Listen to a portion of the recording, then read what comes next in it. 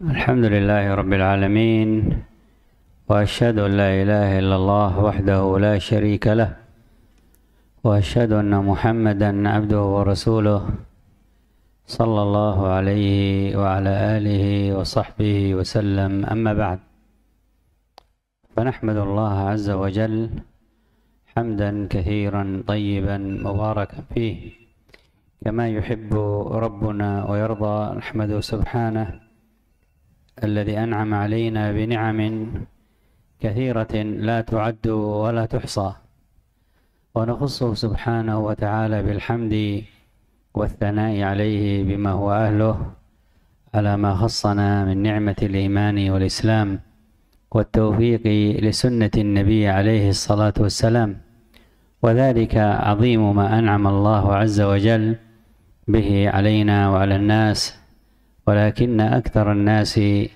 لا يعلمون. Bismillahirrahmanirrahim. Syekh Hafizahullah Ta'ala memulai pembicaraan beliau tadi dengan memuji Allah Subhanahu Wa Ta'ala, kemudian berselawat terhadap Nabi kita Nabi Muhammad Sallallahu Alaihi Wasallam, terhadap keluarga dan para sahabatnya. Kemudian beliau berkata, kita memuji Allah Subhanahu Wa Ta'ala dengan pujian yang banyak, penuh dengan berkah, sebagaimana yang dicintai oleh Allah dan Dia ridai. Sebagaimana kita memuji Allah Subhanahu Wa Ta'ala terhadap nikmat-nikmat yang sangat banyak, yang tidak bisa dihitung dan tidak bisa dijumlah, dan kita khususkan memuji Allah Subhanahu Wa Ta'ala sesuai dengan keagungan dan kebesarannya atas nikmat Islam, nikmat sunnah, dan kita diberi taufik oleh Allah Subhanahu Wa Ta'ala menuju kepada jalannya. Dan itu adalah nikmat yang terbesar yang Allah Subhanahu Wa Ta'ala berikan kepada hamba, tetapi banyak dari manusia yang tidak mengetahuinya.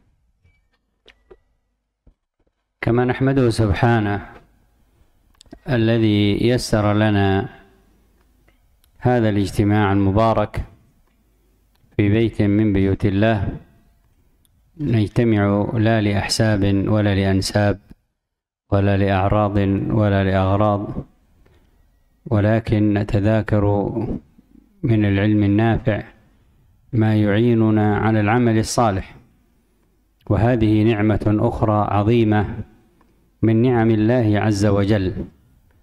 وبعد هذه بدء نشكر لإخواننا في لجنة هذا المسجد الطيب المبارك، مسجد المهاجرين والأنصار، على تهيئة هذه الفرصة، وكل من شارك في هذا الخير بنفسه أو جهده أو جاهه أو ماله أو علمه أو قليل أو كثير، نسأل الله عز وجل أن يجزي الجميع خير الجزاء وأن يجعل ذلك في ميزان حسنات الجميع.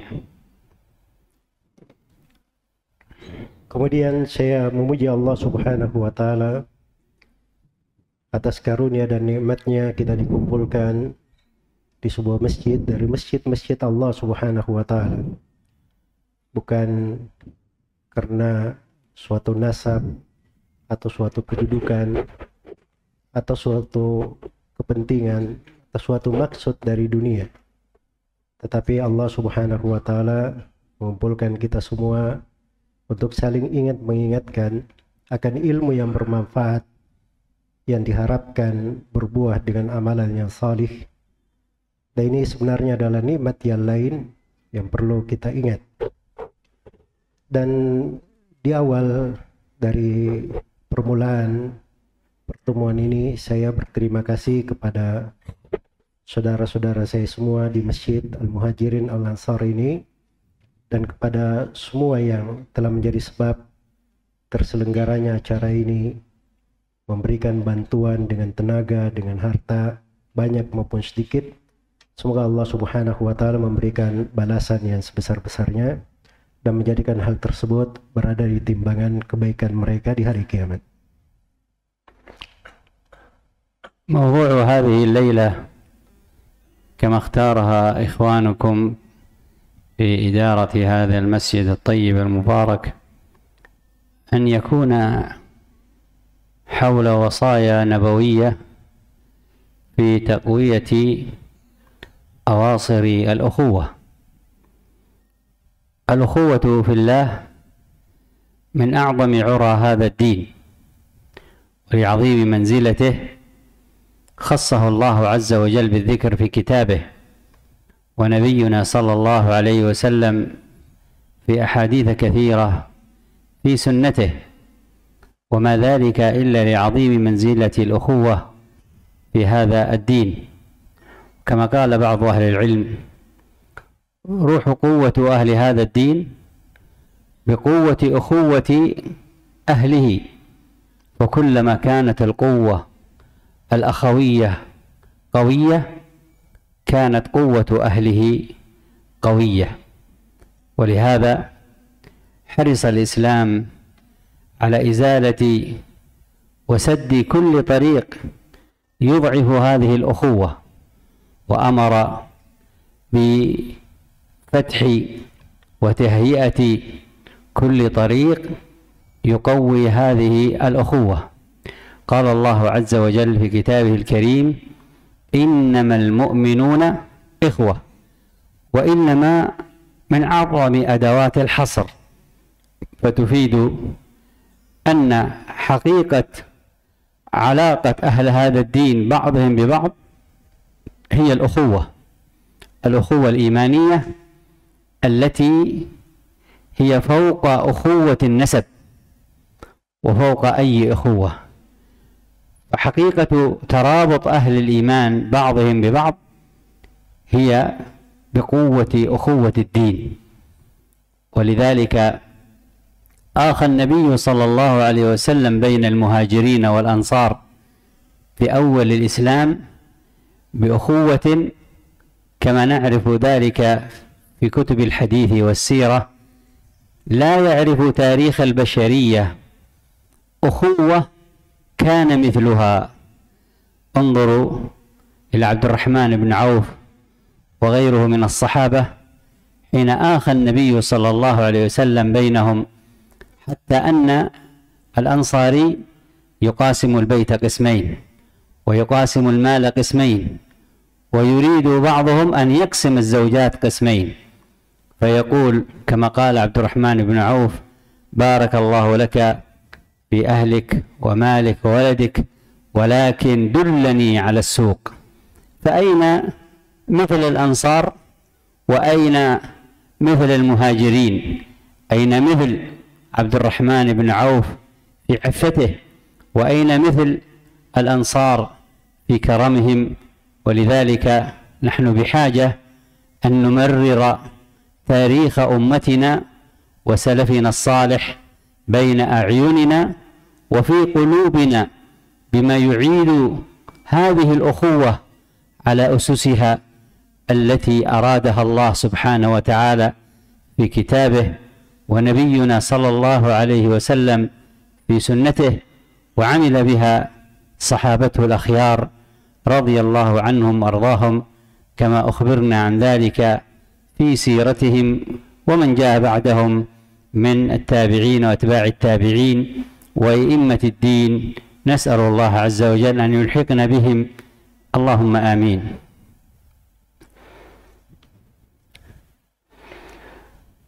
Tema ceramah kita di malam hari ini, sebagaimana yang telah dipilihkan oleh teman-teman di masjid ini, adalah seputar wasiat-wasiat Nabi Sallallahu Alaihi Wasallam tentang persaudaraan, dari pokok-pokok perkara yang menguatkan ukhuwah. Dan dimaklumi bahwa persaudaraan itu, ukhuwah itu, dari tali agama yang paling besar, paling agung. Allah Subhanahu wa Ta'ala khususkan penyebutannya di dalam Al-Quran, diterangkan oleh Nabi Sallallahu Alaihi Wasallam di dalam sunnahnya, dan hal tersebut tidak lain kecuali menunjukkan tentang besarnya perkara ukhuwah ini.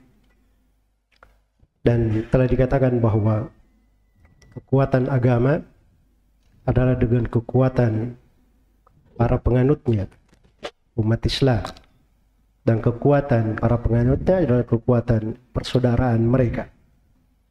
Karena itu agama ini telah menerangkan akan segala hal yang menjadi sebab persaudaraan dan menutup segala pintu yang bertentangan dengan hal tersebut. Sebagaimana agama ini telah memerintah segala jalan yang mengantar kepada persaudaraan dan melarang dari hal yang sebaliknya. Allah Subhanahu wa taala berfirman, "Innamal mu'minuna ikhwah." Sungguhnya orang-orang yang beriman itu adalah bersaudara. Kata innama itu adalah kata yang menunjukkan pembatasan bahwa keberadaan mereka itu hanyalah bersaudara. Hanyalah bersaudara. Dan ini menegaskan bahwa persaudaraan keimanan itu lebih tinggi di atas persaudaraan secara nasab. Dan hubungan dari persaudaraan umat Islam ini itu adalah kekuatan agama. Karena itu Nabi SAW, sebagaimana di dalam buku-buku sejarah, beliau mempersaudarakan antara kaum muhajirin dan al-ansar. Tidak pernah diketahui di dalam sejarah manusia ada persaudaraan yang semisal dengan itu. Abdurrahman ibn Auf dipersaudarakan dengan seorang sahabat dari al-ansar. Kemudian sahabat al-ansar ini menganggap Abdurrahman bin Auf sebagai saudaranya, bahkan rela untuk memberikan hartanya yang dia miliki. Bahkan kalau misalnya Abdurrahman bin Auf ingin menikahi istrinya, maka dia akan mentalaknya, kemudian membiarkan Abdurrahman bin Auf untuk menikahinya.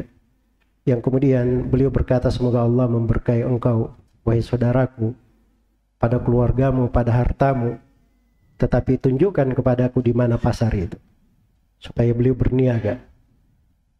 Maka di mana ada persaudaraan seperti persaudaraan kaum muhajirin ini, persaudaraan kaum al-ansar, pada contoh Abdurrahman bin Auf dan al-ansar ini, di dalam kedermawanan mereka dan persaudaraan mereka, maka seharusnya hal yang seperti ini suatu hal yang selalu berhias di hati-hati kita, menjadi suatu hal yang baik di mata-mata kita, dan kita menegakkan dari persaudaraan ini sebagaimana yang dikehendaki oleh Allah Subhanahu wa taala di dalam Al-Quran, dan sebagaimana yang ditunjukkan oleh Nabi Muhammad SAW di dalam sunnahnya, diamalkan oleh para sahabatnya radhiyallahu ta'ala anhum, dan demikian pula dari para ulama dan a'immah tabi'in, para a'immah yang datang setelahnya. Semoga Allah Subhanahu wa ta'ala menjadikan kita semua terikut kepada golongan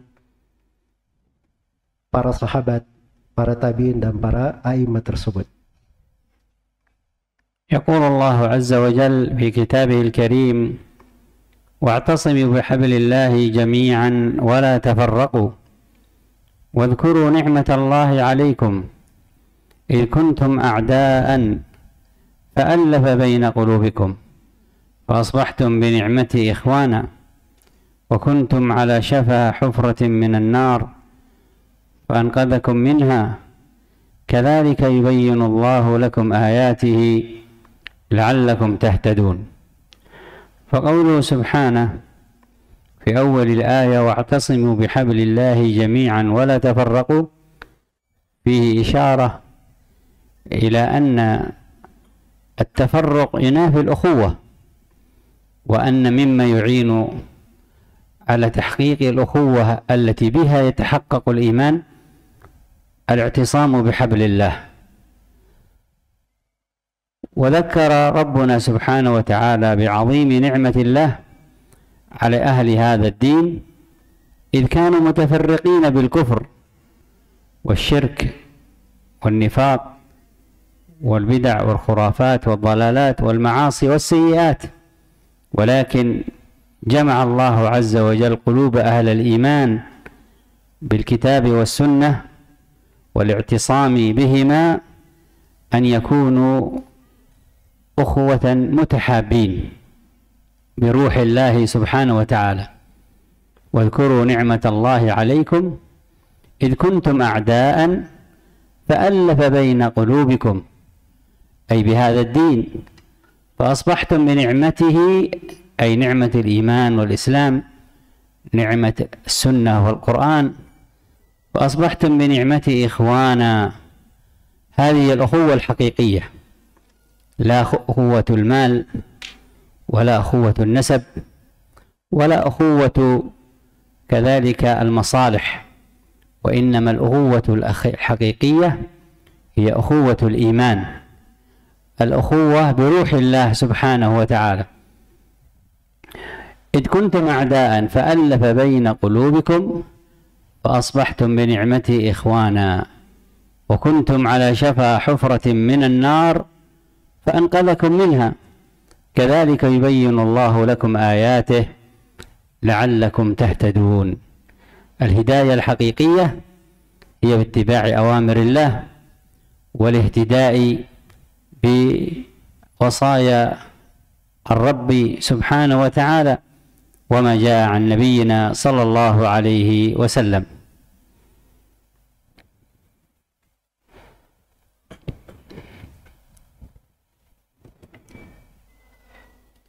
Allah Subhanahu wa taala berfirman dalam Al-Qur'an, "Wa'tasimu bihablillahi jami'an wa la tafarraqu." Berpegang teguhlah kalian semua dengan tali Allah dan jangan kalian bercerai-berai. Kemudian beliau membaca ayatnya secara lengkap, akan diulangi lagi bersama dengan sebagian penafsirannya. Kata beliau, wa'tasimu bihablillahi jami'an wa la tafarraqu. Berpegang teguhlah kalian semua dengan tali Allah dan jangan kalian bercerai-berai. Ini adalah isyarat bahwa perpecahan itu adalah berseberangan dengan ukhuwah. Sebagaimana ayat menunjukkan bahwa di antara sebab yang dengannya terrealisasi, terwujud ukhuwah itu adalah li'tisam, berpegang teguh dengan tali Allah Subhanahu wa taala. Kemudian Allah Subhanahu wa taala ingatkan tentang besarnya karunia dan nikmat di mana dulunya kalian saling bermusuhan di atas kekufuran, kemunafikan, berbagai dosa dan maksiat. Kemudian Allah Subhanahu wa taala memberi hidayah kepada kalian dengan agama ini. Wadhkuru ni'matallahi id kuntum a'daan fa'alafa baina qulubikum. Ingatlah nikmat-nikmat Allah. Ingatlah ketika dulu kalian adalah orang-orang yang saling bermusuhan. Lalu Allah menyatukan hati-hati kalian. Maka dengan nikmatnya kalian pun menjadi orang-orang yang bersaudara. Maksudnya dengan agama yang agung ini terikat tali-tali persaudaraan kalian. Kalian berada di atas cahaya, terhindar dari kegelapan. Fasbahtum bi ni'matihi ikhwana. Maka kalian pun menjadi orang-orang yang bersaudara. Persaudaraan keimanan, bukan persaudaraan karena nasab, bukan pula persaudaraan karena maslahat dunia, tapi persaudaraan keimanan yang menguatkan. Wa kuntum ala syafa hufratin minan nari fa'anqadakum minha kadzalika yubayyinu Allahu ayatihi la'allakum tahtadun. Dan kalian dulunya di atas jurang dari neraka, lalu Allah menyelamatkan kalian. Demikianlah Allah menjelaskan ayat-ayatnya supaya kalian mendapatkan hidayah. Hidayah yang hakiki adalah dengan mengikuti firman Allah Subhanahu wa taala pada apa yang diterangkan di ayat-ayatnya dan juga mengikuti perintah-perintah Nabi kita Nabi Muhammad sallallahu alaihi wasallam. روى الإمام أحمد في مسنده وأبو داود في سننه بإسناد صحيح عن عمر رضي الله عنه وأرضاه أن النبي صلى الله عليه وسلم قال: إن من عباد الله عبادا ليسوا بأنبياء ولا شهداء يغبطهم الأنبياء والشهداء لعظيم منزلتهم من الله. فقال الصحابة: من هم يا رسول الله؟ يعني صفهم لنا. فقال النبي صلى الله عليه وسلم: أما إنهم على نور ووجوههم النور، لما بينهم من المحبة بروح الله، لا لأموال ولا لأرحام بينهم، لا لأموال ولا لأرحام بينهم. ثم تلا النبي صلى الله عليه وسلم قول الله عز وجل: ألا إن أولياء الله لا خوف عليهم ولا هم يحزنون الذين آمنوا وكانوا يتقون. وفي رواية عند أبي داود قال: لا يحزنون إذا حزن الناس، لا يحزنون إذا حزن الناس، ولا يخافون إذا خاف الناس. ثم تلا قول الله عز وجل: ألا إن أولياء الله لا خوف عليهم ولا هم يحزنون الذين آمنوا وكانوا يتقون. هذا حديث عظيم من أحاديث نبينا الكريم عليه أفضل الصلاة والتسليم، ويدلنا على عظيم منزلة الأخوة في الله، الأخوة في الله التي هي ليست لأرحام ولا لأنساب ولا لأحساب ولا لأموال ولا أعراض ولا أغراض، ولكن أخوة لذات الدين، أخوة بروح الرب الكريم سبحانه وتعالى. ولذلك الله عز وجل لما عندهم من هذه الأخوة الصادقة يوصلهم ويرفعهم درجة يغبطهم عليها الأنبياء والشهداء، لعظيم المنزلة التي رفعوا إليها، لعظيم المنزلة التي رفعوا إليها، حتى أن الصحابة وقع في قلوبهم من هؤلاء الذين يصلون لهذه المنزلة حتى يغبطهم الأنبياء والشهداء. فزاد النبي صلى الله عليه وسلم بأنهم في نور وعلى نور، وجوههم نور، وأنهم الذين لا يحزنون إذا حزن الناس ولا يخافون إذا خاف الناس. فسألوا: من هم يا رسول الله؟ تلا هذه الآية وهذا الوصف: ألا إن أولياء الله لا خوف عليهم ولا هم يحزنون الذين آمنوا وكانوا يتقون. فمنزلة الأخوة إذا كملت حصلت بها الولاية، لأن الولاية في ميزان الإسلام، في ميزان الكتاب والسنة، هي التي تنال بالإيمان والتقوى، بالإيمان والتقوى. وهذا هو قوله سبحانه: ألا إن أولياء الله لا خوف عليهم ولا هم يحزنون. من هم؟ الذين آمنوا وكانوا يتقون. كلما كمل الإيمان وكمل التقوى حصلت الولاية، وحصلت كذلك الأخوة الصادقة. فالأخوة الصادقة برهانها وجود الإيمان الكامل والتقوى الكامل، وعلامة برهان كمال الإيمان وكمال التقوى وجود الأخوة الصادقة، وجود الأخوة الصادقة التي بها يحصل برهان هذا الإيمان وبرهان هذا التقوى.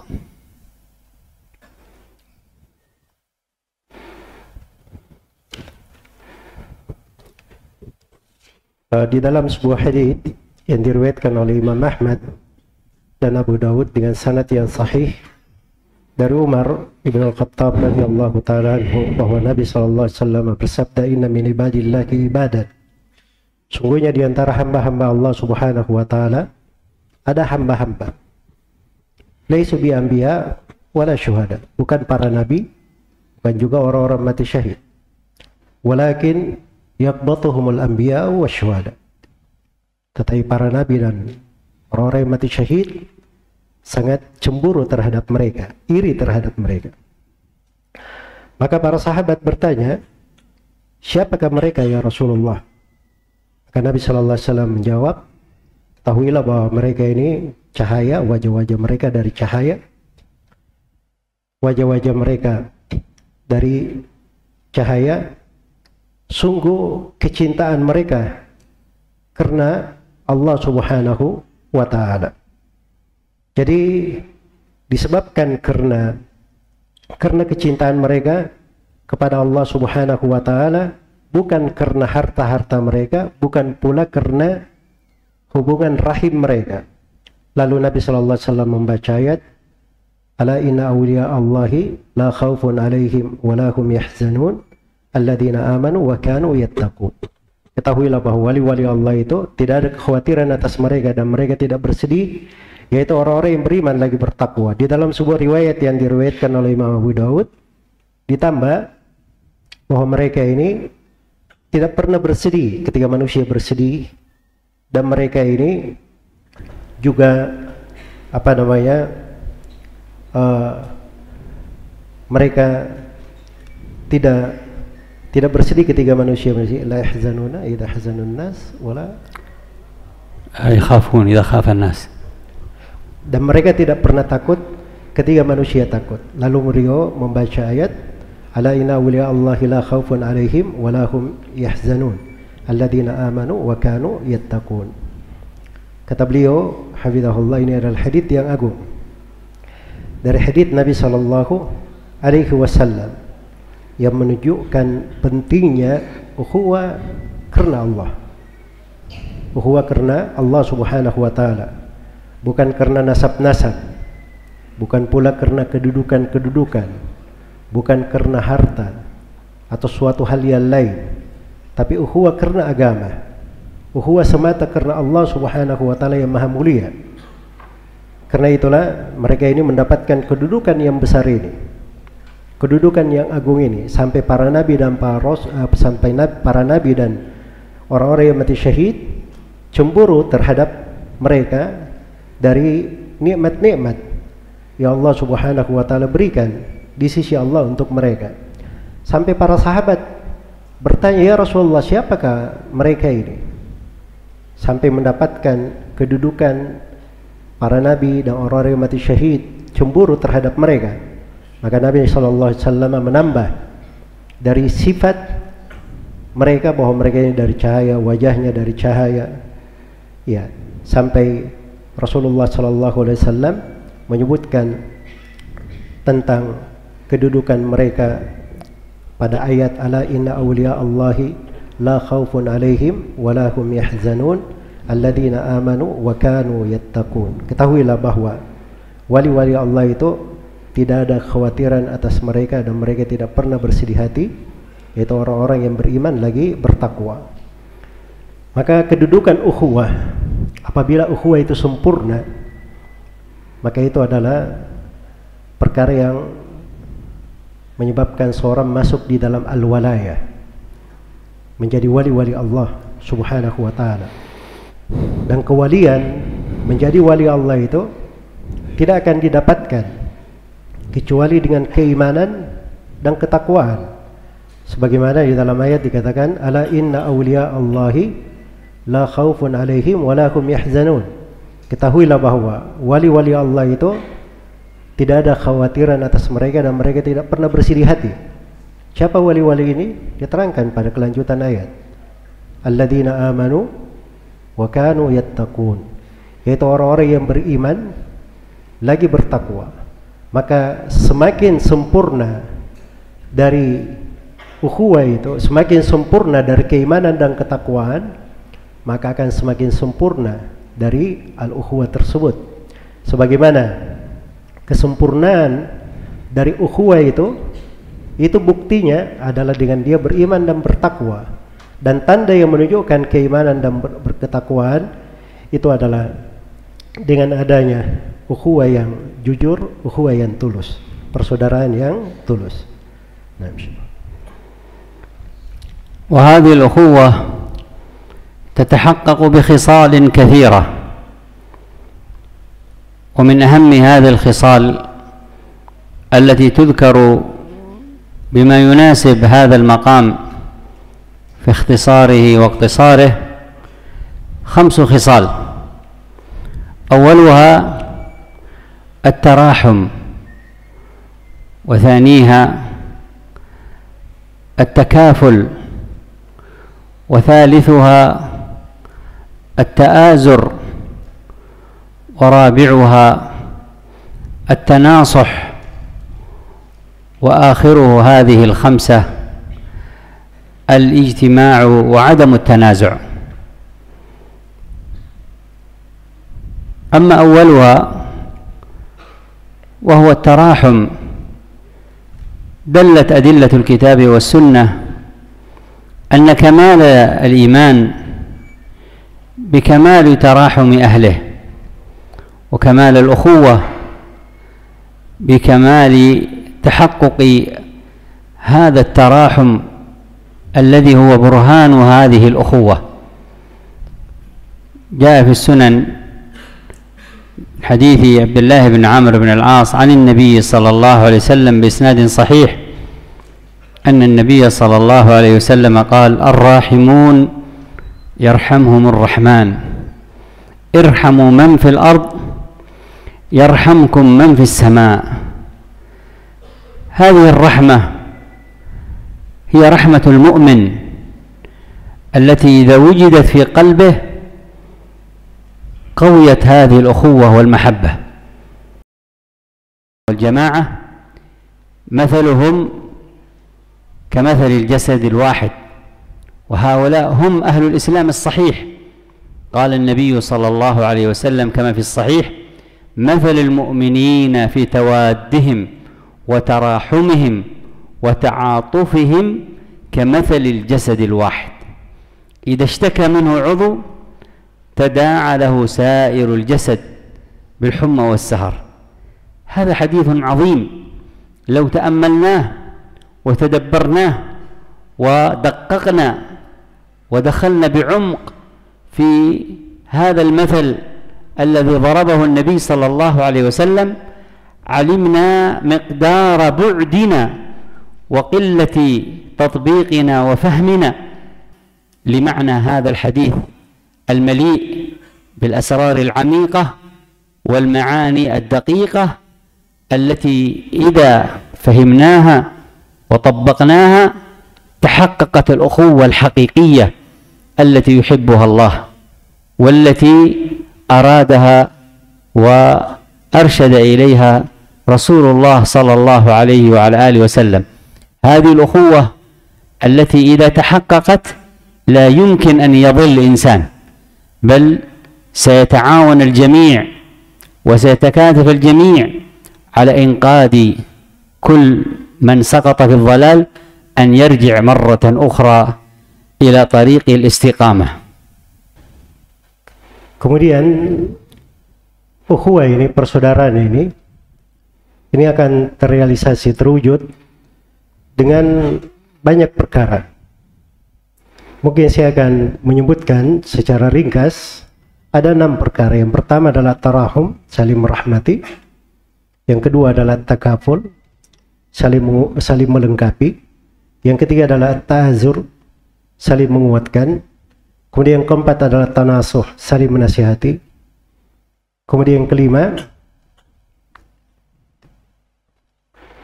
kelima adalah al-ijtima' wa adabut tanazu', saling bersatu dan tidak berselisih. Itu 5 perkara. Adapun hal yang pertama adalah at-tarahum, saling merahmati. Ini ditunjukkan oleh berbagai dalil dari kitab Allah Subhanahu wa taala dan dari sunnah Nabi sallallahu alaihi wasallam bahwa kesempurnaan keimanan itu adalah dengan saling merahmati. Sebagaimana kesempurnaan di dalam merahmati itu dengan kesempurnaan di dalam persaudaraan tersebut. Telah datang di dalam kitab As-Sunan bahwa Nabi sallallahu alaihi wasallam bersabda, "Ar-rahimuna yarhamukumur rahman, irhamu man fil ard yarhamkum man fis sama." Orang-orang yang saling merahmati, maka Allah Ar-Rahman yang maha merahmati akan merahmati mereka.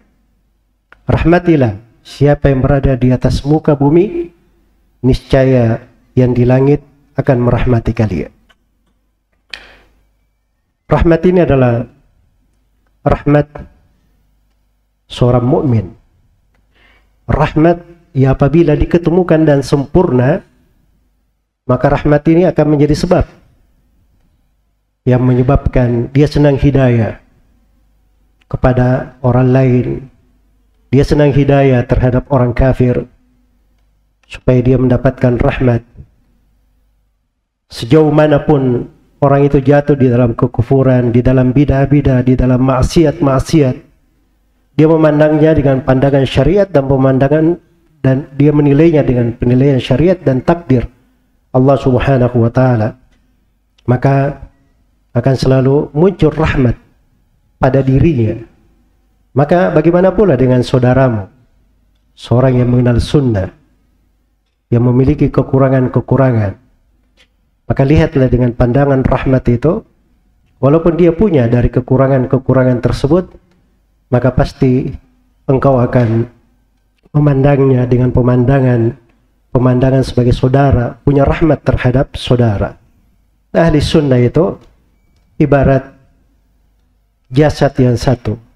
Sebagaimana di dalam hadits Rasulullah sallallahu alaihi wasallam bersabda, "Mathalul mu'minina fi tawaddihim wa tarahumihim wa ta'atufihim kamathalil jasadil wahidi idza ishtaka minhu 'udhu tada'a lahu sairul jasadi bil humma was sahar."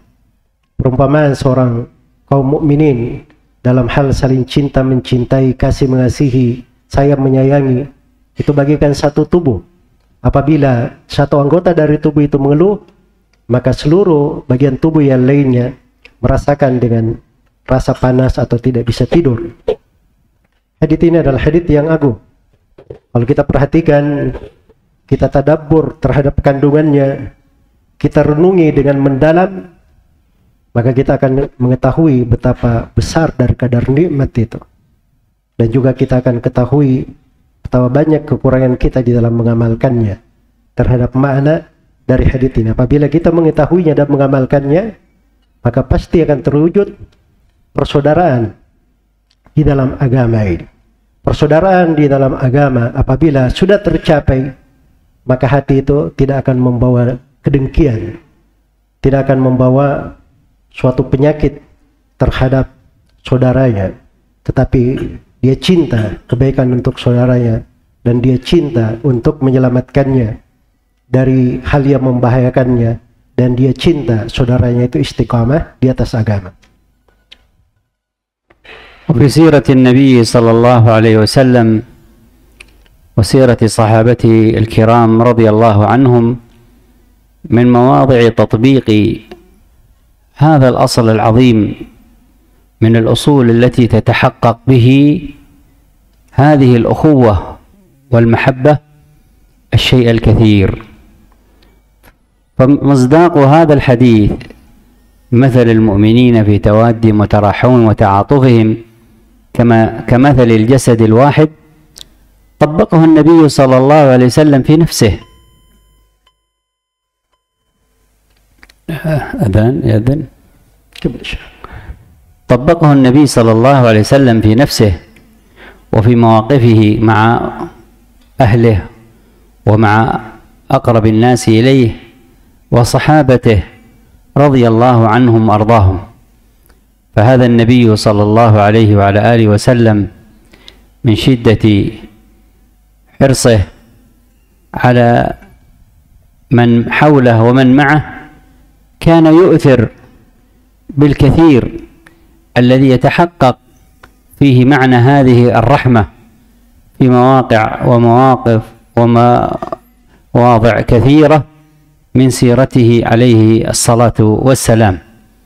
ومن ذلك الكثير ما أخبر به النبي صلى الله عليه وعلى آله وسلم في إيثاره لكثير من ماله وما أعطاه الله لفقراء المسلمين رحمة بهم، وكذلك تحقيقا لأخوته عليه الصلاة والسلام، وهكذا فعل الصحابة رضي الله عنهم أرضاهم مثل النبي صلى الله عليه وسلم.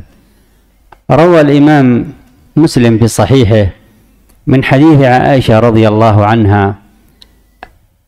أن النبي صلى الله عليه وسلم، وجاء معناه كذلك في البخاري، إن كان يمر عليه الهلال والهلال والهلال، يعني كما قالت عائشة شهرين ب3 أهلة، وما يوقد في أبيات أزواج رسول الله صلى الله عليه وسلم نار، حتى قال لها ابن أختها أسماء عروة ابن الزبير رحمه الله تعالى، قال: فما كان طعامكم يومئذ يا خالة؟ قالت: كان طعامنا الأسودان التمر والماء. تأمل، النبي صلى الله عليه وسلم يمر عليه 3 أهلة في شهرين، وما يوقد في بيته نار. هل معناه أن النبي صلى الله عليه وسلم ما كان عنده طعام؟ كان عنده، ولكن كما يقال فقير يتصدق على من هو أفقر منه. ويدل على ذلك ما جاء في الصحيح أن النبي صلى الله عليه وسلم أهديت له شاة فذبحها فتصدق بها كلها إلا الكتف، وكان يحب الكتف عليه الصلاة والسلام، جعلها لنفسه ولأهل بيته. فأراد أن يعلم عائشة رضي الله عنها وأرضاها درسا عمليا في الأخوة وفي الرحمة للآخرين والإنفاق، فقال: يا عائشة، ما بقي من الشاة؟ قالت عائشة رضي الله عنها: بقي كتفها يا رسول الله، يعني خلاص تصدقنا بالكل، ما بقي إلا الكتف. فقال النبي صلى الله عليه وسلم: بل بقيت كلها إلا كتفها، فإنما أنفق المرء بقى وما انتفع فنى، أو كما قال عليه الصلاة والسلام. Kemudian melanjutkan pembahasan Syekh Hafizahullah Ta'ala. Beliau Hafizahullah di dalam sirah Nabi Sallallahu Alaihi Wasallam, sejarah kehidupan beliau dan sejarah kehidupan para sahabatnya, banyak contoh penerapan terhadap dasar pokok yang agung ini dalam mewujudkan rahmat. Dan Nabi Sallallahu Alaihi Wasallam mencontohkannya, menerapkannya pada dirinya di berbagai keadaannya. Beliau terapkan pada keluarganya, di orang-orang terdekatnya, dan pada para sahabatnya radhiyallahu anhu. Sampai kadang dari besarnya semangat beliau rahimahullahu ta'ala, tampak sekali sifat rahmat ini sangat banyak di berbagai tempat, di berbagai kejadian dari sirah beliau sallallahu alaihi wasallam. Di antara yang banyak itu adalah apa yang datang di dalam sebagian hadits yang Nabi sallallahu alaihi wasallam kadang beliau berbagi dengan hartanya pada dirinya, pada keluarganya, pada para sahabatnya, dan juga para sahabat melakukan hal yang sama. Sebagaimana di dalam hadits riwayat Bukhari dan Muslim dari Aisyah radhiyallahu taala anhu, dan di sebagian lafadznya di Sahih Al-Bukhari, bahwa kadang terbit hilal, kemudian terbit lagi hilal 2 bulan berturut-turut, dan tidak ada yang terbakar di tungku Nabi Sallallahu Alaihi Wasallam. Sampai berkata kemenakan dari Aisyah, dari Asma radhiyallahu anha, wahai bibiku, apa yang menghidupi kalian pada saat itu? Kata Nabi Sallallahu Alaihi Wasallam, yang menghidupi kami adalah at-tamru wal ma', korma dan air. 2 bulan berturut-turut tidak ada yang menyala dari tungku Nabi Sallallahu Alaihi Wasallam. Apakah itu artinya beliau tidak punya apa-apa? Tapi sebenarnya hakikatnya adalah sebagaimana yang dikatakan, beliau itu menjadi fakir, kekurangan karena banyaknya beliau bersedekah kepada orang lain. telah datang di dalam sebuah riwayat bahwa dihadiahkan seekor kambing kepada Nabi Shallallahu Alaihi Wasallam. Kemudian Nabi Shallallahu Alaihi Wasallam memerintah kepada Aisyah radhiyallahu taala anha agar supaya bersedekah dengan kambing itu. Maka Aisyah radhiyallahu taala anha bersedekah dengan seluruh kambing itu kecuali katifnya, kecuali bahunya. Dan disebutkan karena bahunya, karena Nabi Shallallahu Alaihi Wasallam beliau senang memakan dari bahu kambing tersebut. Nabi Shallallahu Alaihi Wasallam ingin mengajari Aisyah radhiyallahu taala anha bagaimana rahmat itu, bagaimana dari persaudaraan itu. Sampai Nabi Shallallahu Alaihi Wasallam berkata kepada Aisyah, wahai Aisyah, apa yang tersisa dari kambing itu? Kata Aisyah radhiyallahu anha, ya Rasulullah, tidak ada yang tersisa kecuali bahunya saja. Kata Nabi Shallallahu Alaihi Wasallam, bahkan tersisa seluruhnya kecuali bahunya. Maka itulah yang disimpan untuk seseorang dan berlaku untuknya, atau sebagaimana yang disebutkan oleh Nabi Shallallahu Alaihi Wasallam di dalam haditsnya. وهكذا كذلك نمر على الباقي لضيق الوقت باختصار مما يكون به برهان هذه الأخوة وتحقيقها وإيصالها إلى أعلى درجاتها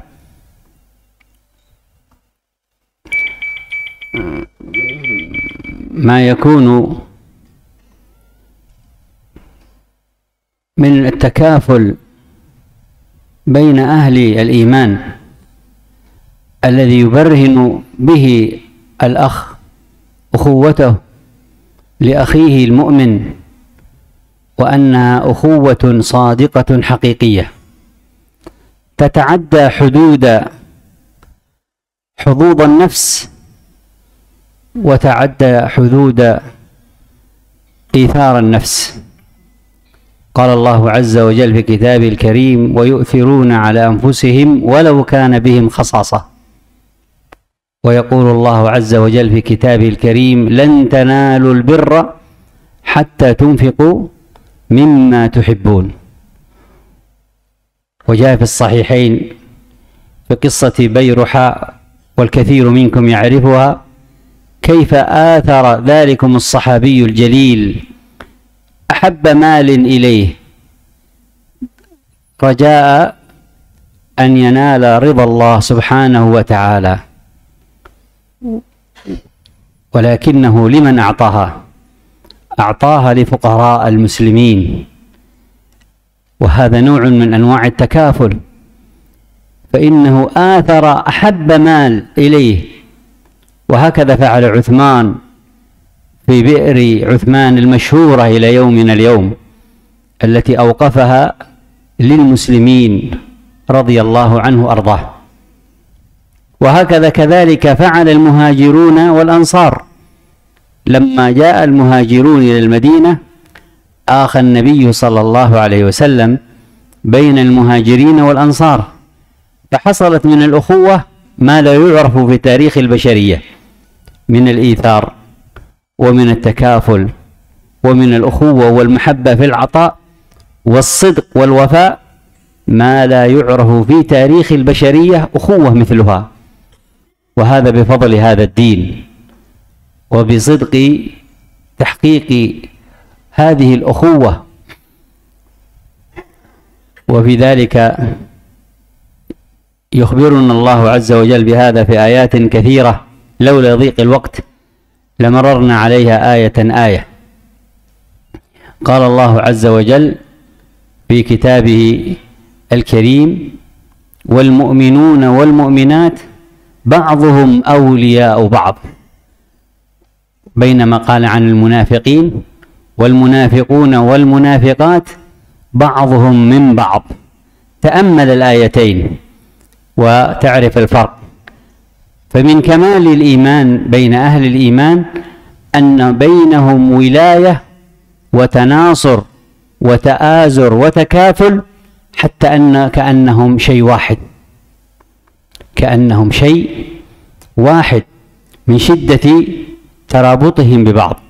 وأثنى النبي صلى الله عليه وسلم على معشر الأشعريين لما جاءوا إلى النبي صلى الله عليه وسلم مهاجرين ليتعلموا منه الدين رضي الله عنهم وأرضاهم، كيف كانوا يتكافلون فيجمعون ما عندهم من طعام وزاد ثم يوزعونه فيما بينهم، وإذا مات فيهم أحد قاموا بكفالة تلك الأسرة التي مات فيهم ذلكم الميت، أي في الجهاد في سبيل الله. فأثنى عليهم وأثنى الله عز وجل عليهم معشر الأشعريين لما كان من أخوتهم ومن كذلك قوة تعاونهم وتكافلهم رضي الله عنهم وأرضاهم. وهكذا كذلك هذا التكافل قد يكون بالمال، وقد يكون بالقوة، وقد يكون كذلك بأي وسيلة تستطيع أن تخفف المعاناة عن أخيك المسلم. ومن ذلك ما جاء في الصحيح وجاء مطولا في السنن في قصة سلمان رضي الله عنه حين جاء فأسلم بعد أن عرف علامة نبوته ورسالته عليه الصلاة والسلام. وتعرفون قصة سلمان وإسلامه الطويلة، حيث أنه دار على الأديان يبحث عن الدين الصحيح حتى هداه الله عز وجل لدين الإسلام بعلامة علمها من أهل الكتاب في خبر ظهور نبي جاء وقته وله علامات، فلما سمع بنبوة ورسالة نبينا صلى الله عليه وسلم وبعثه وجاء إليه ورأى تلك العلامات أخبر النبي صلى الله عليه وسلم بإسلامه وشهد عنده بدخوله في الإسلام وأنه قد علم بهذه العلامات. الشاهد وكان قد استرق عند يهودي، وقد كاتبه اليهودي على أن يعتق بشرط أن يغرس له نخلات في مزرعته، فجاء يطلب من النبي صلى الله عليه وسلم الإعانة، فأمر النبي صلى الله عليه وسلم من معه من الصحابة أن يقوموا جميعا فيساعدوا سلمان حتى يخرج من الرق إلى الحرية. فقام النبي صلى الله عليه وسلم بنفسه وصحابته رضي الله عنهم معه يغرسون يساعدون سلمان حتى يخرج من رقه رضي الله عنه وأرضاه. ومثل هذا كثير مما يدلك على ذلكم التكافل العظيم الذي كان بين الصحابة رضي الله عنهم وأرضاهم. ومن ذلك كذلك قصة أهل الصفة 70 وكيف كانوا قد تفرغوا لطلب العلم، وكيف كان المسلمون يؤازرونهم ويكفلونهم ليتفرغوا لطلب العلم. ونظائر هذا كثيرة، حسبنا بهذه الإشارات ما يدلنا على عظيم ما كان عليه الصحابة رضي الله عنهم من الأخوة وتحقيقها فيما جاء في تلك الأدلة وغيرها كثير.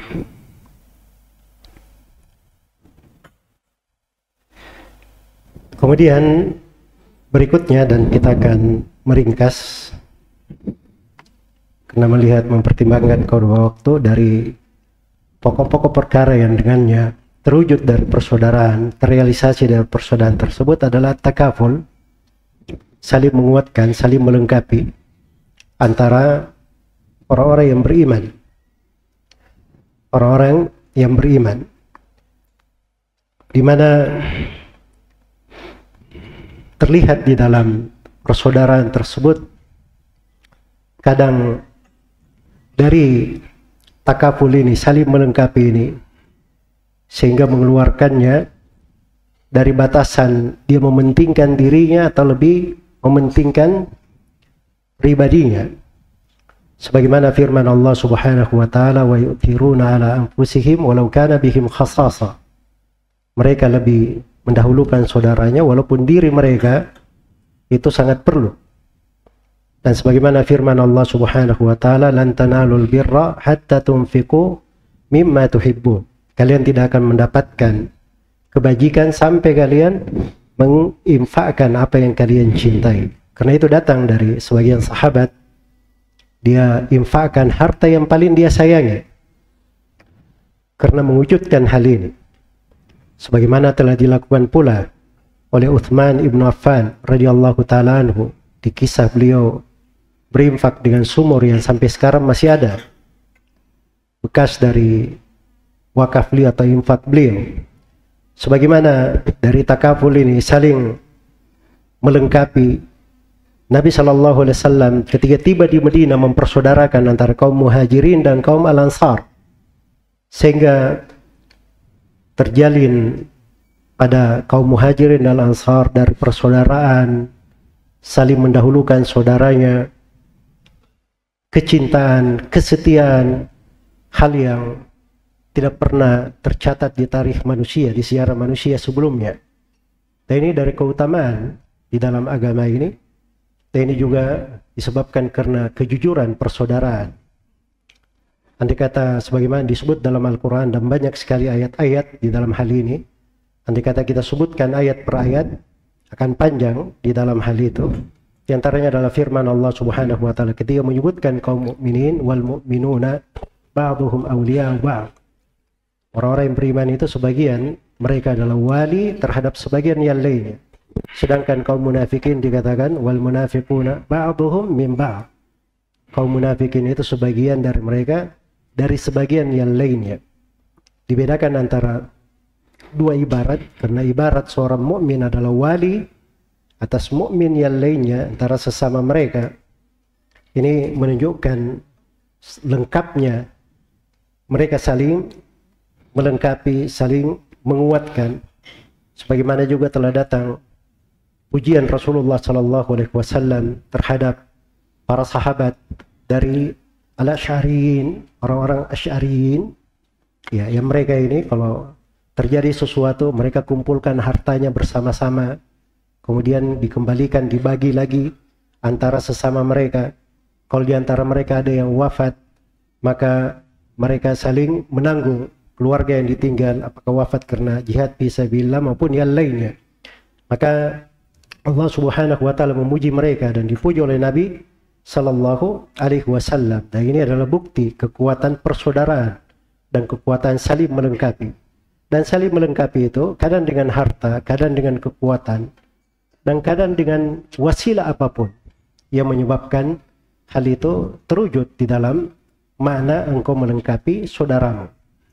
Ya, sebagaimana telah dimaklumi dari kisah Salman Al-Farisi radhiyallahu taala anhu, dan kalian semua mengetahui bagaimana kisah beliau mencari Islam, berpindah dari seorang penganut agama kepada penganut agama yang lain. Beliau mendengarkan dari tanda-tanda kenabian, akhirnya beliau mencari sampai beliau melihat Nabi Muhammad SAW dan melihat tanda-tanda kenabiannya, yang kemudian beliau masuk Islam.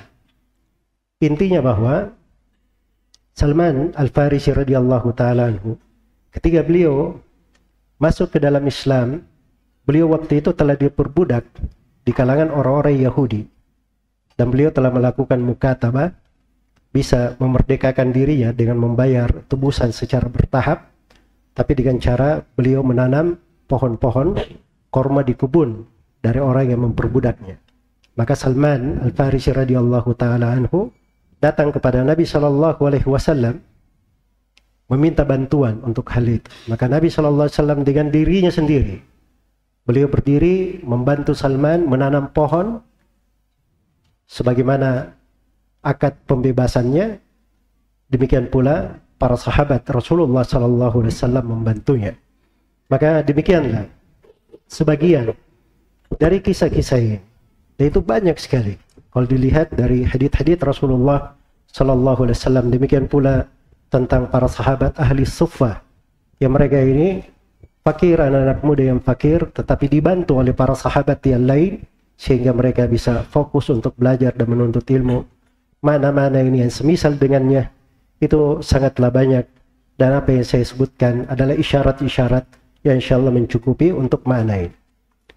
Rawal Bukhari wa Muslim في صحيحيهما عن عبد الله بن عمر رضي الله عنهما أن النبي صلى الله عليه وسلم قال: المسلم أخو المسلم لا يظلمه ولا يسلمه، لا يظلمه ولا يسلمه.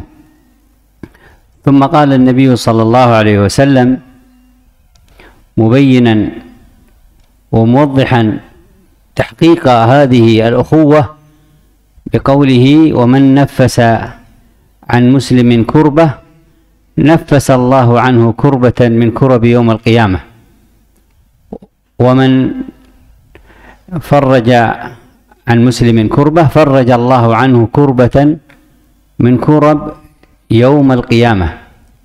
فهذا الحديث وجاء بألفاظ كثيرة يبين أن أخوة أهل الإيمان والإسلام تقتضي التآزر والتناصر، والأحاديث في هذا الباب كثيرة، ولولا ضيق الوقت لذكرنا بعضا منها، ولكن حسبنا هذا الحديث. ففي هذا الحديث يبين النبي صلى الله عليه وسلم أن من الأخوة أن تؤازر أخاك، ومن هذه المؤازرة أنك لا تظلمه ولا تحقره كما جاء في حديث أبي هريرة، وكذلك لا تسلمه. الظلم يتناول الظلم بالقول أو الفعل، أو حتى بالغل الذي يكون في القلب، أو بالغل والحسد الذي يكون بالقلب، هذا من الظلم. ومن الظلم ما يكون من التنقص: ويل لكل همزة لمزة. الهمزة واللمزة التنقص، إما بحركة اللسان أو اليد أو العين أو غير ذلك، إما يكون بالصوت أو بالحركة. ويل لكل همزة لمزة. فإذا كان كذلك فالظلم بالمال، والظلم بالعرض، والظلم كذلك باليد وغيره كله مما ينافي الأخوة والإيمان. ولا يسلمه تأكيد، أي لا يخذله في مواضع ينتظر منك النصرة والتأييد، ينتظر منك الفزعة والقوة، بل يأمر النبي صلى الله عليه وسلم أن تكون الفزعة الحقيقية، أن تنفس عن أخيك المسلم الكربة إذا وقعت. فمن نفس عن مسلم كربة من كرب الدنيا نفس الله عنه كربة من كرب يوم القيامة. ومن ستر مسلما في الدنيا ستره الله يوم القيامة. فكيف بتتبع عوراته، وبكذلك ظلمه بالغيبة والنميمة وغير ذلك؟ أنت مأمور بستره، إذا وجدت العيب أن تستره لتعينه على الرجوع إلى الحق. ولذلك سيأتي معنا أن الستر يقتضي النصيحة، ليس تستره فيبقى على ما هو عليه من خطأ، ولكن تستره مع النصيحة إن احتاج إلى النصيحة، بالأخوة الصادقة، النصيحة التي تقتضي إعانة هذا الأخ على أن يرجع إلى طريق الاستقامة وإلى طريق كذلك الخير، وليس أن تطرده من طريق الخير، وللأسف وهذا ما يريده الشيطان. ومن ذلك أنك لا تفعل شيء يفسد هذه الأخوة، حتى نهى النبي صلى الله عليه وسلم أن يخطب الأخ على خطبة أخيه، وأن يبيع على بيع أخيه، كل هذا حماية لهذه الأخوة ألا تفسد، وهذا الإيمان ألا ينقص، لأن هذا منافي للعدل مع الأخ، وهو يدخل في معنى الظلم لهذا الأخ. وهكذا في قوله عليه الصلاة والسلام: من فرج عن مسلم. التفريج معناه أنك تبادر إلى كل ما ينفع، وتدفع وتذهب كل ما يضر. وتأملوا هذا الحديث العظيم فيما جاء في الصحيح من حديث عائشة رضي الله عنها وارضاها، في قصة امرأة سائلة مرت بها فأعجبها شأنها، فأخبرت النبي صلى الله عليه وسلم.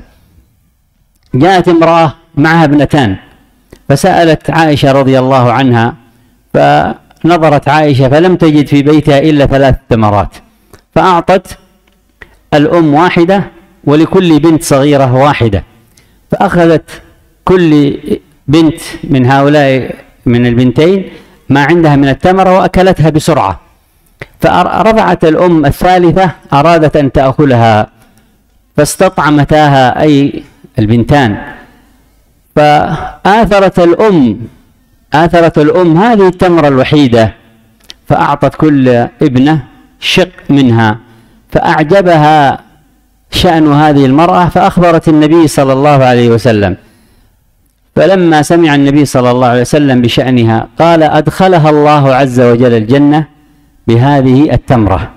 انظر، تمرة فعلتها مع ابنتيها، قسمت لكل بنت شق وأدخلها الله عز وجل الجنة. وهذا في حق مع بناتها، فكيف بك مع إخوانك؟ كيف بك مع حقوق إخوانك؟ يعني ينبغي أن يكون عند المسلم ما هو أعظم من هذا بكثير في حقوق الأخوة في الله سبحانه وتعالى، وهذه الأحاديث قليل من كثير مما يدلنا على هذا المعنى. Kemudian yang ketiga, telah syah di dalam riwayat Bukhari dan Muslim dari Ibnu Umar radhiyallahu anhuma bahwa Nabi sallallahu alaihi wasallam bersabda, al-muslimu akhul muslim. Seorang muslim itu adalah saudara muslim yang lainnya, la yadlimuhu wa la yuslimuh. Dia tidak menzaliminya, tidak menyerahkannya kepada musuhnya.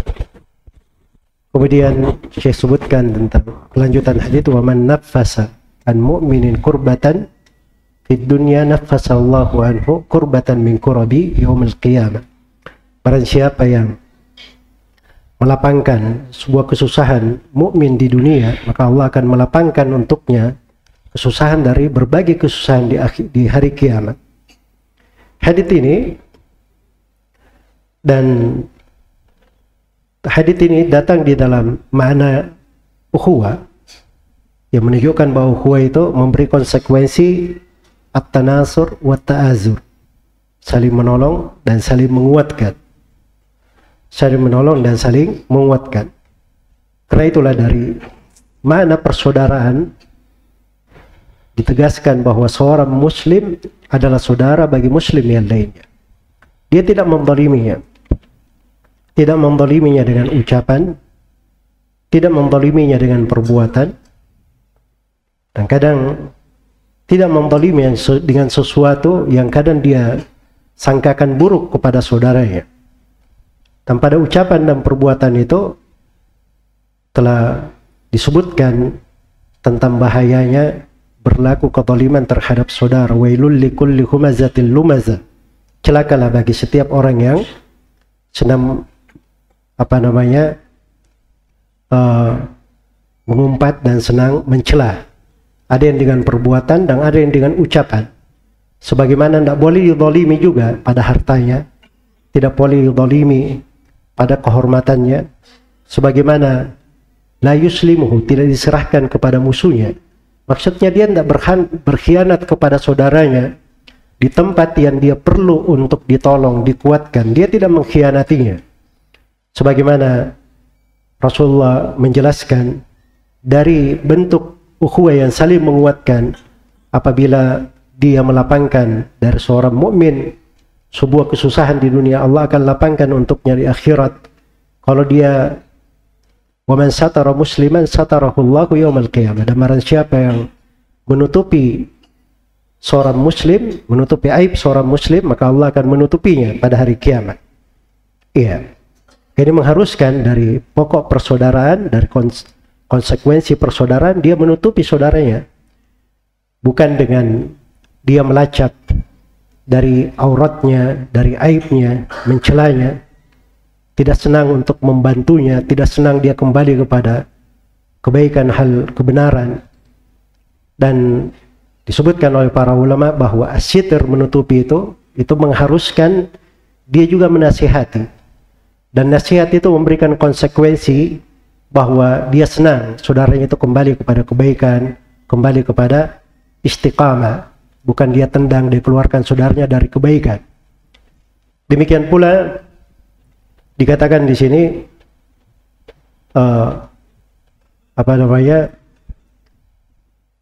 dan dari makna ini datang di dalam sebagian hadits bahwa seorang muslim tidak boleh menjual atas jual saudaranya yang lain, tidak boleh dia melakukan transaksi di atas transaksi saudaranya, karena itu adalah hal yang mengurangi keimanan dan itu bertentangan dengan makna al-ukhuwah, bertentangan dengan makna al-ukhuwah. Kemudian dari hal yang menakjubkan adalah sebuah kisah yang disebutkan oleh Syekh di sini, beliau memetik kisah dari Sahih Muslim, bahwa pernah datang kepada Aisyah radhiyallahu taala anha seorang perempuan, dia membawa 2 putrinya. Maka Aisyah radhiyallahu taala anha waktu itu hanya memiliki 3 butir kurma, maka dia berikan 3 butir kurma tersebut kepada perempuan ini.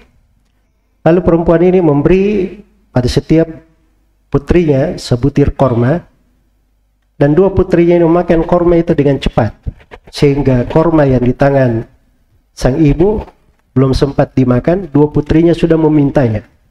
Maka dia pun membelah korma itu menjadi 2 dan diberikan kepada putrinya, dia sendiri tidak memakannya. Dia lebih mendahulukan putrinya. Maka ini membuat Aisyah radhiyallahu taala anha sangat takjub. Dia sampaikan kepada Nabi sallallahu alaihi wasallam. Begitu Nabi sallallahu alaihi wasallam mendengarkannya, maka beliau berkata, Allah telah memasukkan perempuan ini ke dalam sorga dengan sebutir korma tersebut. Kalau perbuatan ibu ini pada putrinya, dia berbagi sedemikian rupa, dia diberi dengan balasan sorga, bagaimana pula dengan seorang itu kepada saudaranya? Dia menegakkan dari hak-hak dari persaudaraan itu untuk saudaranya. Dan mana-mana ini dalam hadits sangat banyak sekali. Apa yang kita sebutkan sedikit dari hal tersebut. والأمر الرابع والخامس أمر التناصح والتواصي بالحق الذي أمر الله عز وجل به في آيات كثيرة، ونبينا صلى الله عليه وسلم في أحاديث أكثر. فإن الأخوة الحقيقية والإيمان الكامل هو أن تتحقق الأخوة بتحقيق هذا الأصل من أصول الأخوة وثوابت هذا الدين، حتى كانت وكادت أن تحصر خصال الدين فيه، في قول النبي صلى الله عليه وسلم في حديث أبي رقية المشهور الصحيح: الدين النصيحة، الدين النصيحة، الدين النصيحة، كررها 3 عليه الصلاة والسلام. بل جعل الله عز وجل خيرية هذه الأمة بالقيام بهذا الواجب، في قوله سبحانه: كنتم خير أمة أخرجت للناس تأمرون بالمعروف تنهون عن المنكر وتؤمنون بالله. فإن التواصي بالحق من أسباب خيرية هذه الأمة. قال شيخ الإسلام ابن تيمية رحمه الله: مثل التواصي بالحق كمثل اليدين اللتي فيهما الدرن، فلا يزول أحيانا إلا بالشدة. إذا كان في يديك شيء من القدر أو بقايا الأكل تريد أن تغسله، فتنظيف اليدين قد يحتاج أحيانا شيء من الشدة حتى تخرج هذا وترجع اليد نظيفة كما كانت. وكذلك النصيحة، فإنها في الدين بضوابط وشروط وقواعد ينبغي أن نسير عليها. قد يكون في بعضها شيء من الشدة التي ليس المقصود منها عين الشدة، ولكن المقصود إرجاع هذا المنصوح إلى الطريق الصواب، إرجاعه إلى الطريق الصواب، مثل الدواء المر الذي قد يضطر إلى تناوله لأجل أن يصل إلى الشفاء، لأجل أن يصل إلى الشفاء. ويقول الله عز وجل في كتابه الكريم: والمؤمنون والمؤمنات بعضهم أولياء بعض يأمرون بالمعروف وينهون عن المنكر. حتى قال بعض أهل العلم: اعتبرت هذه الآية فيها إشارة إلى أصل من أصول هذا الدين العظيمة، وهو الأمر بالمعروف والنهي عن المنكر والتواصي بالحق، الذي قال بعض أهل العلم قد يعد الركن السادس من أركان الإسلام، لأن الله قدمه في هذه الآية في سورة التوبة على الصلاة، قال بعدها: ويقيمون الصلاة. مما يدلك على عظيم منزلته أنه يكون بالموازين الشرعية الصحيحة لك أو عليك. ولهذا قال انصر أخاك عليه الصلاة والسلام ظالما أو مظلوما. قالوا ننصره مظلوما، فكيف ننصره ظالما؟ قال أن تحجزه عن الظلم، قال أن تحجزه عن الظلم. ولذلك قد تنصر كذلك الحق في نفسك بأن تحجز نفسك عن ظلم أخيك، بأن تحجز نفسك عن ظلم أخيك. فهذه من النصيحة، كما أن النصيحة أن تحجز أخاك عن الظلم، فإن من النصيحة أن تجاهد نفسك الأمارة بالسوء التي أحيانا تبغي البغي والعدوان على إخوانك بسبب أنهم خالفوا أمرك أو خالفوا طريقتك أو خالفوا قولك. وهنا ينبغي أن نحذر مما يريده الشيطان من العجب والغرور والكبرياء والتعالي التي هي من أخلاق المتكبرين والكافرين. فلنحذر أيها الأخوة ما أن نسير بسير المتكبرين والكافرين. لا تكن قاعدتنا في أخوتنا وأمورنا الدعوية قاعدة فرعون، ما أريكم إلا ما أرى، ولكن ينبغي أن يكون بين الأخوة من التراحم والتناصح والتشاور الذي يرد الأخوة ويرد المحبة، كما قال الله عز وجل لنبيه صلى الله عليه وسلم وهو إمام الأنبياء والمتقين: وشاورهم بالأمر. وقال الله عز وجل: وأمرهم شورى بينهم.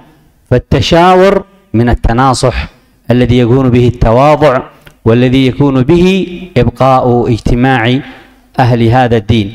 ولهذا اقترن التناصح بالاجتماع، اقترن التناصح بالاجتماع. فالأمر الرابع مرتبط جدا بالأمر الخامس، وهو الاجتماع وعدم التفرق والتنازع. ولما أرسل كما في الصحيحين النبي صلى الله عليه وسلم معاذا وأبا موسى إلى اليمن، ماذا أوصاهما؟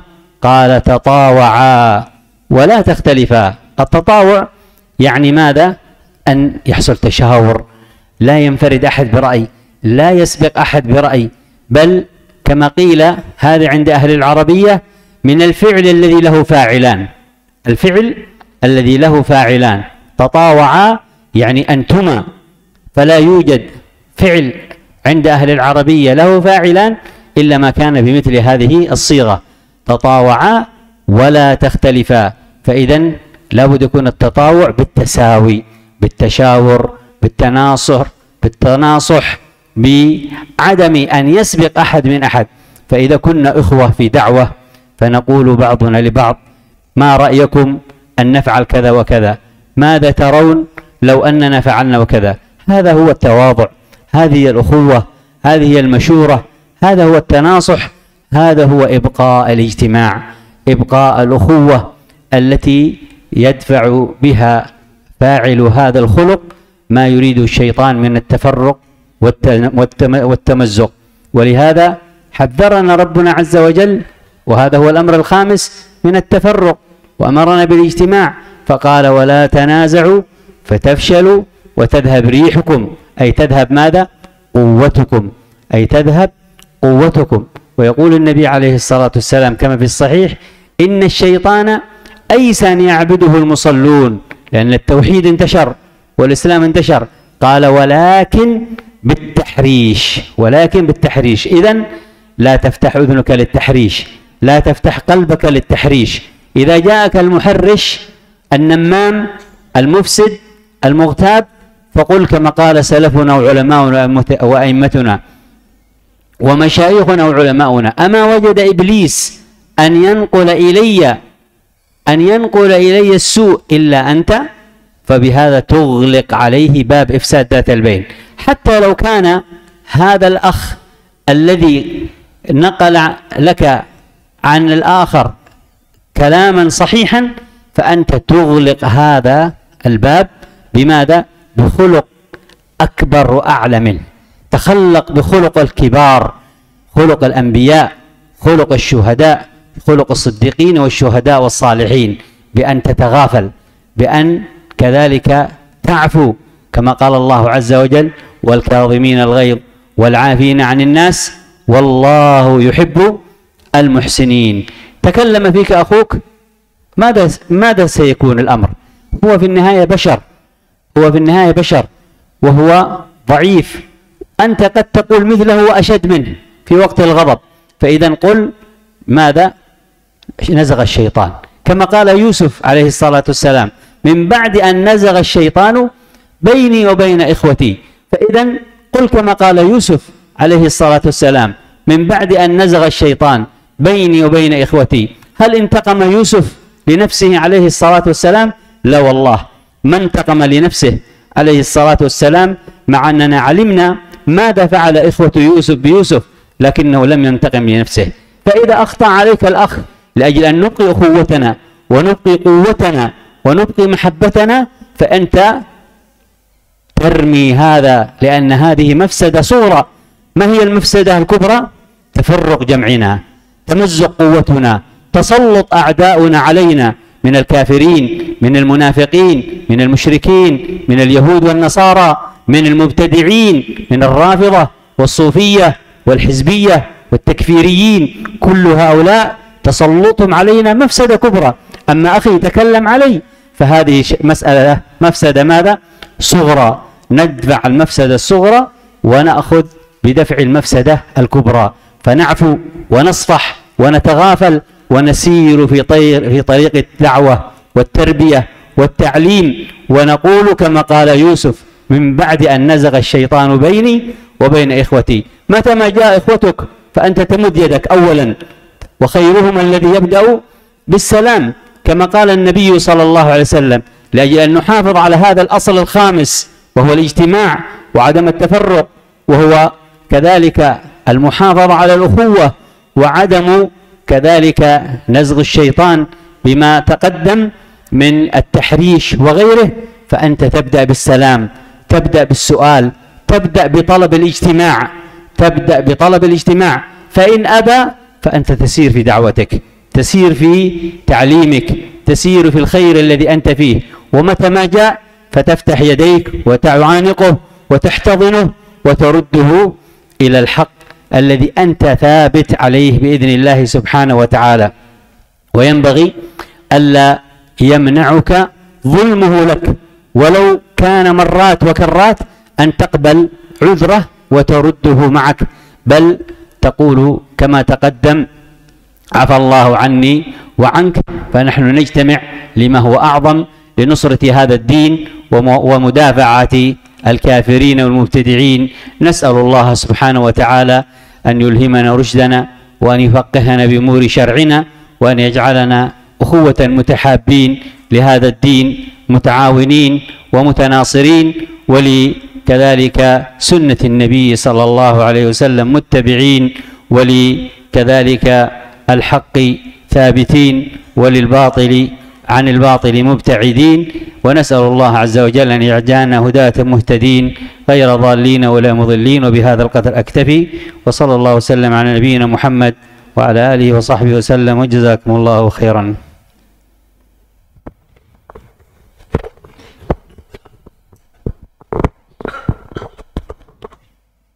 Agak berat ini ya terjemahannya. Baik. Nasallallahu. Baik, yang terakhir, yang keempat dan yang kelima adalah at-tanasuh, saling menasihati dan juga bersatu di atas kebenaran dan tidak banyak bertengkar, berselisih. Banyak ayat di dalam hal ini, dan hadits-hadits Rasulullah SAW lebih banyak lagi, bahwa persaudaraan yang hakiki, yang sempurna, itu akan mewujudkan, terwujud dengan dasar-dasar pokok di atas kaidah agama.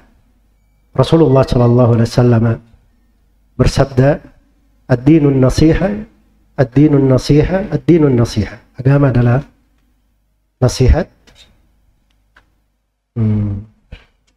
Nasihat mungkin bahasa paling dekatnya diartikan ketulusan. Karena nasihat itu dia kadang ada di ucapan, kadang ada di perbuatan, kadang ada di hati. Jadi kadang dia bisa bermakna jujur, bisa bermakna tulus, bisa bermakna, ini saya terangkan secara bahasa ya, tidak ada di ucapan Syekh. Baik. Jadi itu adalah ketulusan dan diulangi oleh Rasulullah SAW 3 kali. Bahkan Allah Subhanahu wa taala menjadikan kebaikan umat ini di atas hal itu. Kuntum khaira ummatin ukhrijat linnas ta'muruna bil ma'rufi wa tanhauna 'anil munkar. Kalian adalah sebaik-baik umat yang dikeluarkan untuk manusia. Kalian memerintah kepada yang ma'ruf, melarang dari yang mungkar. Amar ma'ruf nahi mungkar itu adalah dari ciri umat ini sebagai umat yang terbaik. Sebagai umat yang terbaik. Maka perlu ada saling berwasiat di atas agama, saling menguatkan, yang mengharuskan dari persaudaraan, dan selalu didukung dengan saling menasihati. Tetapi hal tersebut dibangun di atas kaidah-kaidah, di atas thawabit, ketentuan-ketentuan. Iya, karena dibutuhkan pada nasihat itu, kadang padanya ada syiddah, ada hal yang keras, dan kadang padanya ada kelembutan. Pada hal yang keras, kadang perlu untuk mengembalikan dia kepada kebenaran, pada jalan yang lurus, kepada jalan yang lurus. Karena sebagian kesembuhan itu obatnya dengan obat yang pahit, dengan obat yang pahit. Dan dikatakan oleh sebagian ulama pada ayat wal mu'minuna ba'duhum awliya'u ba'd ya'muruna bil ma'rufi wa yanhauna 'anil munkar. Kaum mukmin itu sebagian dari mereka adalah wali terhadap sebagian mereka, saling memerintah kepada hal yang ma'ruf, yang melarang dari munkar. Kata sebagian ulama bahwa ayat ini adalah isyarat yang menunjukkan besarnya saling menasihati, saling berwasiat di atas hal yang benar. Bahkan kadang dianggap sebagai rukun ke-6 dari keislaman. Sebab 5 rukun Islam sudah disebutkan, kemudian disebutkan hal ini sebagai ciri seorang yang beriman.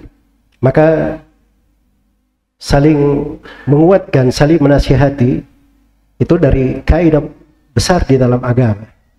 Bahkan kalau saudara pun dia berlaku zalim, dia tetap untuk seorang menolongnya, saling menasihati di dalam hal tersebut. Unsur akhaka zaliman aw madluman.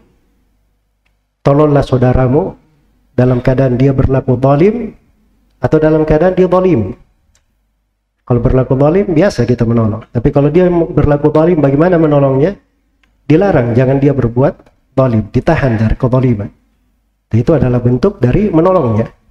Jadi kadang dari menolong saudara itu dia ditahan, jangan mengganggu saudaranya, jangan melampaui batas terhadap kawan-kawannya. Iya, karena itu pada hal yang seperti ini itu bentuk pertolongan, bentuk pertolongan. Dan ini menunjukkan kerendahan hati, menunjukkan kejujuran di dalam hatinya pada persaudaraan. Tidak menunjukkan kecongkakan, tinggi, merasa lebih bagus daripada yang lainnya. Atau seperti kaidahnya Fir'aun, wala urikum illa ma'ara, saya tidak melihat ada sesuatu kecuali pendapat saya sendiri. Tidak seperti itu di dalam persaudaraan. Orang-orang bersaudara dibangun di dalamnya kecintaan. Tetapi ikutilah Rasulullah SAW, di mana beliau diperintah oleh Allah, wasyawirhum fil amr, bermusyawarahlah terhadap teman-temanmu di dalam perkara. Minta pendapat orang lain, hargai pendapat dari orang lain, karena musyawarah itu dari bentuk saling menasihati. Jangan merasa bangga dengan pendapat sendiri, memaksakan pendapatmu terhadap orang lain, tetapi bermusyawarah.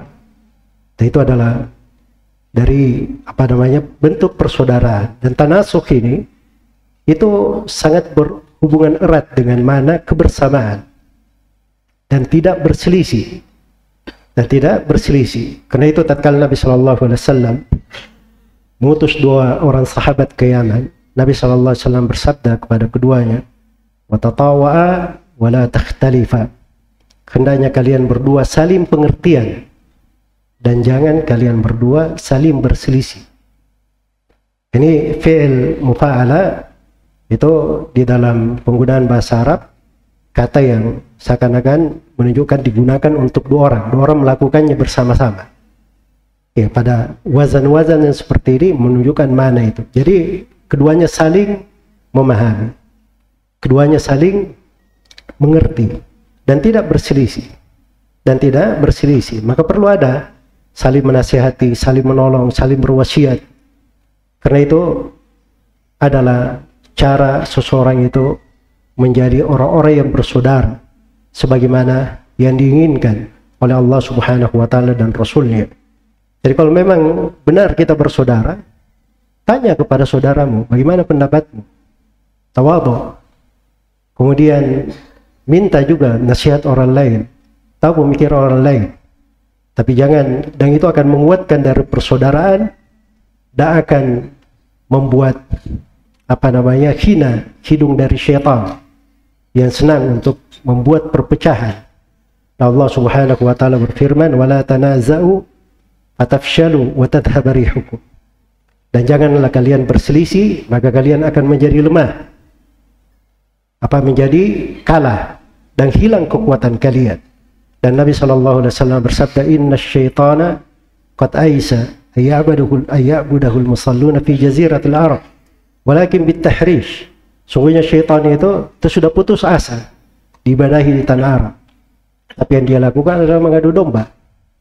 Jadi kalau seorang memahami dari ukhuwah, persaudaraan, jangan dia buka telinganya untuk orang-orang yang mengadu domba, yang meniup-niup di sana sini, menebar namimah, gemar bergibah, dan katakan seperti yang dikatakan oleh sebagian as-salaf, memang iblis itu tidak ada jalan untuk memperuncing antara dua saudara kecuali melalui kamu, menukil berita dari sini ke sana untuk merusak antara dua orang yang bersaudara.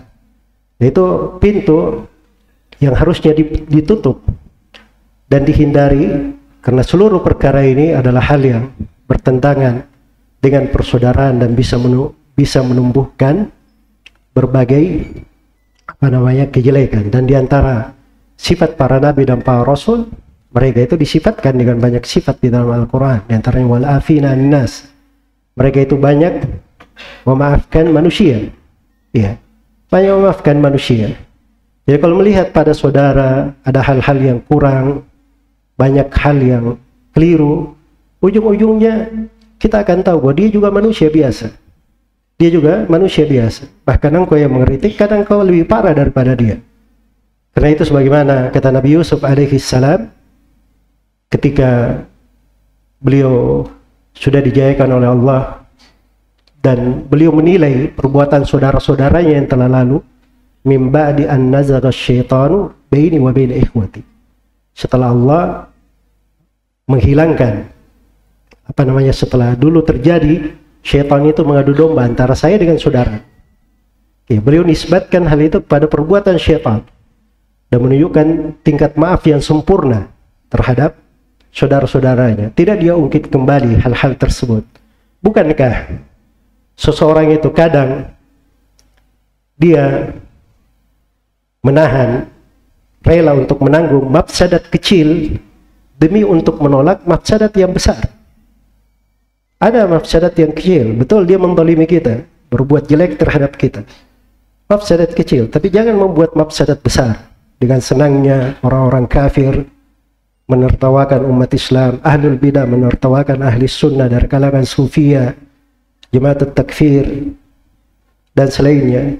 Tetapi yang penting adalah seorang itu bagaimana dia saling menguatkan, saling menasihati, dan kadang perlu tadaful.